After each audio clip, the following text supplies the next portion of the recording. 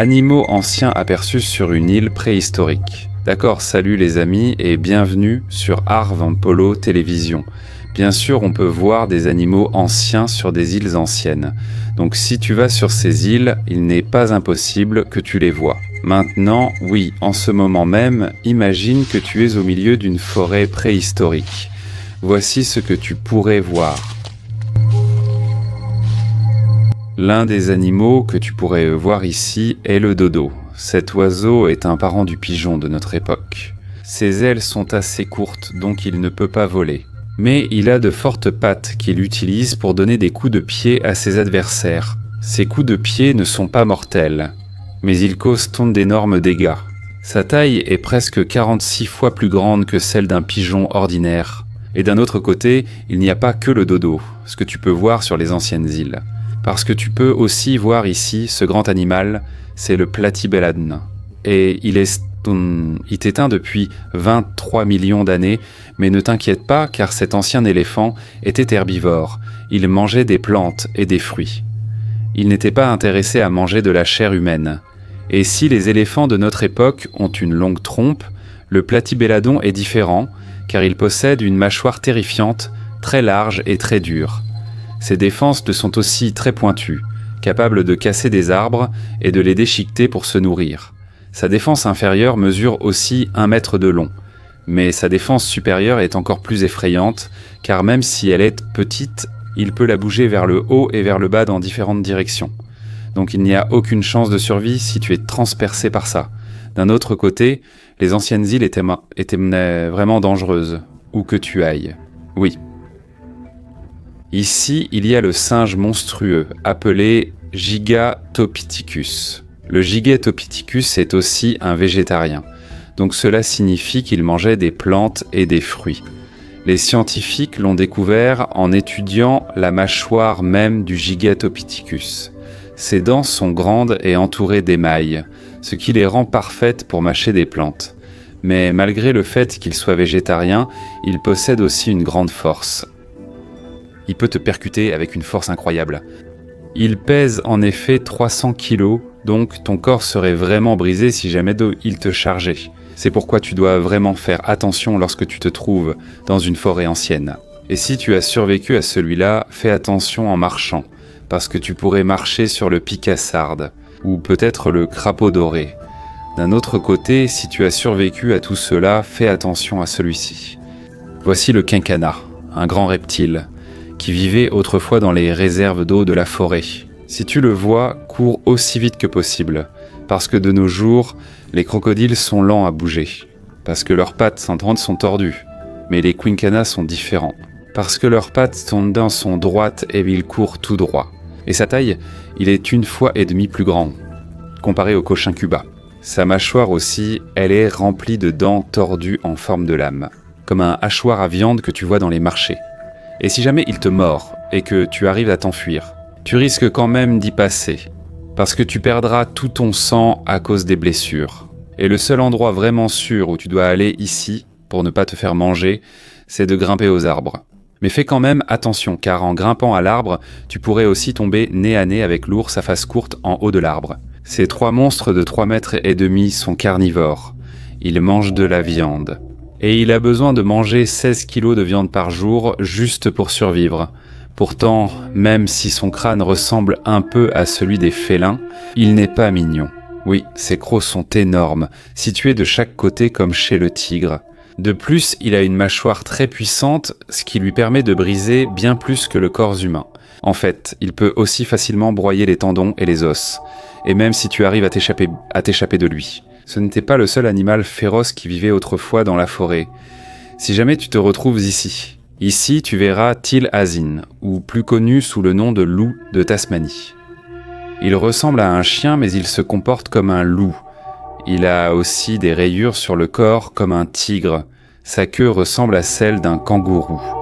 Et ce qui est effrayant, c'est qu'il peut ouvrir sa gueule jusqu'à presque 120 degrés. C'est pour ça que sa morsure est très douloureuse. Et pour t'en sortir, il faut courir très vite. Il ne peut pas te rattraper parce que les loups de Tasmanie sont lents et ont des pattes rigides. D'un autre côté, un autre animal qui peut aussi ouvrir la bouche très grand est le Gorgonops. Les scientifiques dépensent que le Gorgonops pouvait ouvrir la gueule très largement, ouvrir sa mâchoire à 90 degrés, et ce qui est vraiment bien avec lui, c'est qu'il pouvait courir vite, contrairement au loup de Tasmanie. De plus, le Gorgonops est le tout premier animal à avoir des dents en forme de sabre. Grâce à cela, il pouvait tuer très rapidement. Et si le Gorgonops ne finissait pas sa proie, elle serait alors mangée par un autre carnivore appelé Androsaurus. Il la dévorera avec ses dents plates, qu'il utilise aussi pour briser les os. Il mange souvent les restes laissés par le Gorgonops. Donc pour ne pas être mangé par lui, il ne faut surtout pas se faire manger par le Gorgonops. Dans les anciennes forêts aussi, il y avait ici des créatures qui ont maître en téléphone qui aimaient en tuer, mais là lentement, pour que tu ressentes la douleur plus longtemps. Dans cette forêt, un territoire d'oubli est réservé aux créatures très dangereuses. Et seul un lagro pourra vraiment te sauver ici. Par exemple, voici l'empreinte de pas qui semble venir d'un T-Rex. Mais en réalité, elle vient des Terror Birds. Ce monstre mesurait 1,5 m de haut, avec de longues et puissantes pattes. Grâce à cela, il pouvait attraper ou poursuivre rapidement ses proies. Sa vitesse, que tu le croises ou non, il atteignait 97 km/h. Et quand il t'attrapait, il te renversait et te donnait des coups de pied avec ses griffes. Il transperçait ta peau et ton corps jusqu'à ce que tu ressentes la douleur lentement. Et après cela, il te couperait le corps avec son bec très pointu. Et là, il commencerait à manger tes organes vitaux. Et pour lui échapper, tu dois courir en zigzag. Parce qu'il court très vite, mais seulement tout droit, pas en zigzag. Et il vaut mieux aussi grimper à un arbre parce que cet oiseau-là ne peut vraiment pas voler.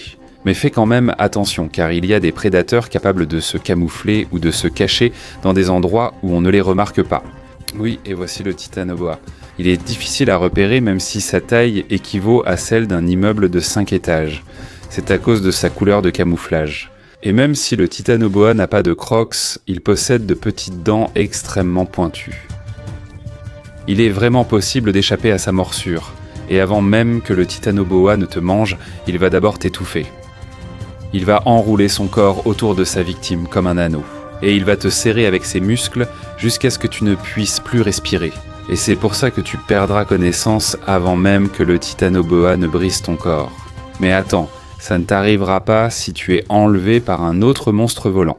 Et voici l'Argentavis. Son envergure est aussi longue que les pales d'un hélicoptère.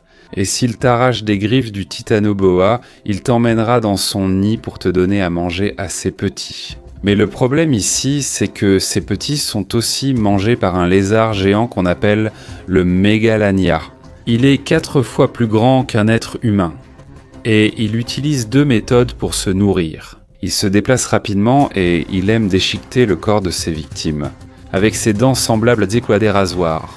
Et une fois qu'il a mordu sa proie, il va lui injecter du poison dans le corps jusqu'à ce qu'elle s'affaiblisse lentement, puis il la dévorera vivante. Et si tu survis encore à ça, alors là, je ne sais plus quoi dire. Peut-être que tu devrais juste rester dans l'eau. Mais attends, il y avait aussi d'anciens monstres sous la mer autrefois. Les premiers monstres que l'on pouvait voir ici étaient l'ante et les Anomalocaris. Pourquoi ? Parce qu'il avait des yeux particuliers composés de milliers de lentilles. Cette ancienne crevette avait une taille équivalente à celle de 6 crevettes tigrées. Il nageait rapidement grâce à ses nageoires particulières et à sa grande queue. Et si tu devenais sa proie, il t'attraperait avec ses pattes extrêmement pointues.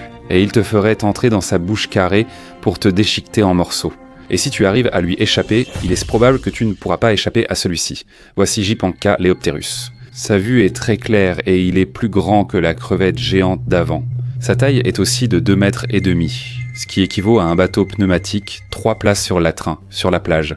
Il a aussi de grandes et puissantes griffes, et il les utilise pour déchiqueter ses victimes.